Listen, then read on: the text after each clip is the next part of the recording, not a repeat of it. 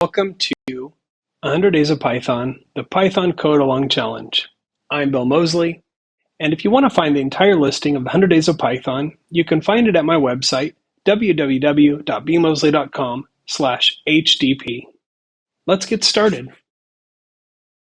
To day 54 of 100 Days of Python Code Along with Me Challenge. Today, I want to take a look again at modules, and modules are a great way of reusing or distributing code.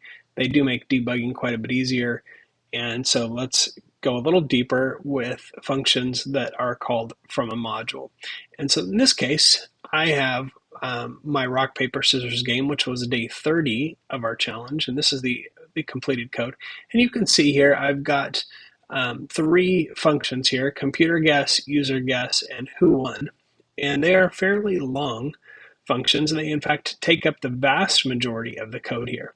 So what I'm going to do is I am going to take all of these functions and move them to modules. And the interesting thing about this is that you can see here these modules return things. In the case of who won, they both take parameters and return things. I just want to show you that things still work pretty much the same way with these native. You'll also notice that I'm using import random here in this. So there's some interesting caveats there as well. So let's take a look. First, I'm going to take all that code, the whole thing, and copy and paste it over to my new file here. And I'll close the old one so I don't mess that up. Now, I'm going to take all three of these functions all the way down to here, and I'm going to cut those, and I'm putting them in a file called RPS modules, where the M is uppercase. And you want to be careful because you want to make sure that the file that contains your modules is named something different than this, and also something different than other modules that you might be using. So you want to think of a name that is pretty unique so that when you use it, it's not going to mess you up. Now, so I have my RPS modules here, and you'll see everything is there. And you'll also notice that random is underlined here. You'll also notice that import random here is grayed out, indicating that it's not being used. And what that tells me here is that this no longer belongs here, that this actually needs to be here, so that this dependency on random is satisfied. So you always want to think about where this is going to be used, and if it's going to be used in a module, then you're gonna copy that import statement there, and this will bring in random to that namespace. So what that means is you've got kind of a three-level dependency, right? You've got this main script, which will be dependent on this module, and then you've got this module, of course, being dependent on random. So you just kind of want to keep that straight in your head.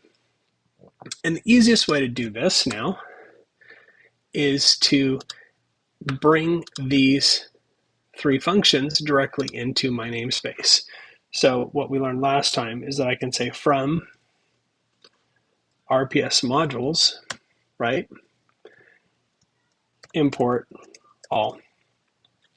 The minute I do that, all my red underlines go away. And now look how short my rock, paper, scissors game is. I mean, most of this is just printing out messages to the user. We've got some menu structure and things like that. And we are keeping track of who won, which honestly, that could be another function too. So if we do this part, we could reduce the main program to almost nothing. But this is already very, very short. I mean, it basically fits on one page, right? So if I took out some of the extra pages, now if I have a problem with the functionality of the game, I know where to go. I can go into this module and look at there. But as you can see here, if I run this, right, we've got a game that works just great. It works great, except the computer beat me, of course. So Let's try scissors this time. It's a tie. The computer won again. Oh well, it's probably rigged. So anyway, that is a very basic and very simple and very straightforward lesson on how to convert existing functions to modules. Of course, you can write them natively as a module and then import them. And that's a great way to reuse code. It makes debugging simpler. And it's like I said in the previous video, this is one of the things that makes Python such a powerful language. So that's it for today, and I will see you next time. Thank you so much for watching this video and coding along with me.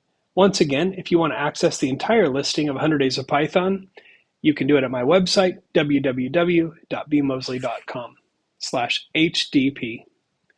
You can also access my book, Introduction to Python Programming for Absolute Beginners, at my website, www.bmosley.com/book. Thanks again, and we'll see you around.